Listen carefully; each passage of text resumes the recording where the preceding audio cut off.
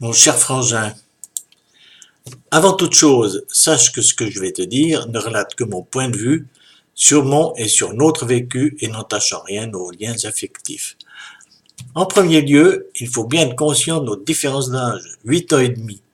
Aujourd'hui c'est peu, mais dans l'enfance, ça veut dire que j'ai eu ma polio à 11 ans, alors que tu n'avais que 2 ans et demi.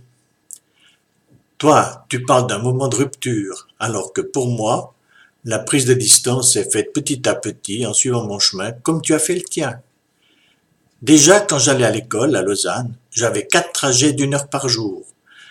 À ce moment-là, nous partagions encore toutes les activités extrascolaires. Une distance s'est faite aussi au moment de mon apprentissage.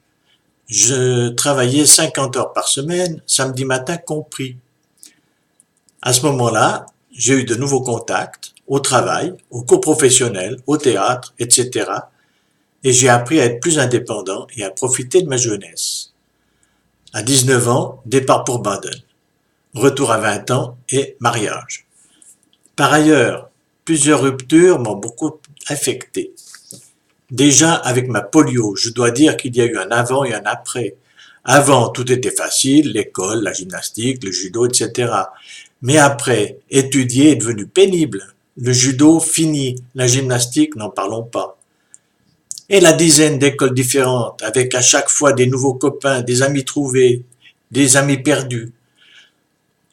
Ensuite, mon premier divorce à 26 ans et kidnapping de ma fille. Excommunication alors que j'étais très pratiquant. Des moments très douloureux. La mort de papa en 1973. Mon burn-out en 1974.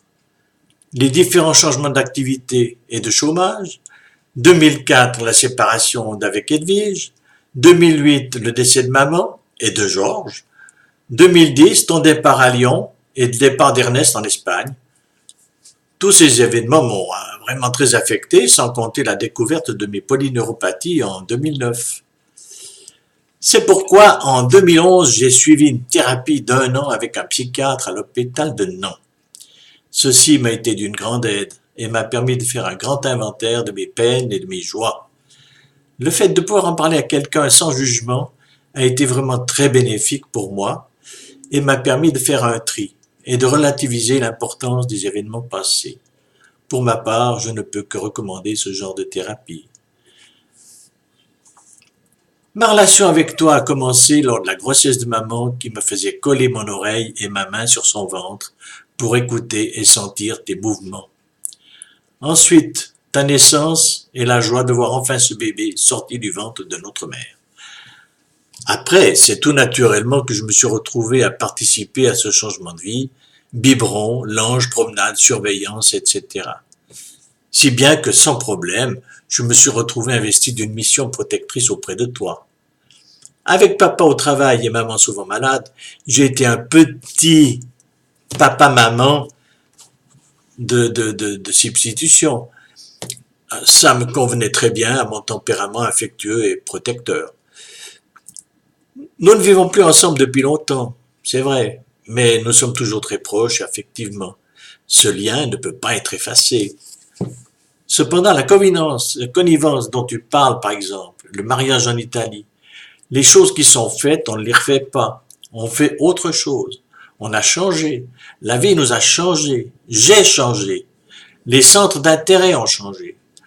Mon expérience de vie, les imprévus, mes choix, tout cela a changé. Il a fallu s'adapter. Le changement est permanent, même en vieillissant. S'adapter, c'est vivre.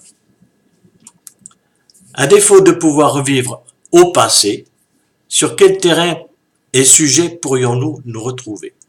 Moi, la bamboula, c'est fini, et j'essaye, difficilement, c'est vrai, de ne plus me prendre la tête avec les religions et la politique. Mon opinion est faite.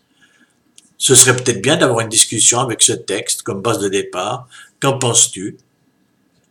Grosse bise de ton grand frère, Serge.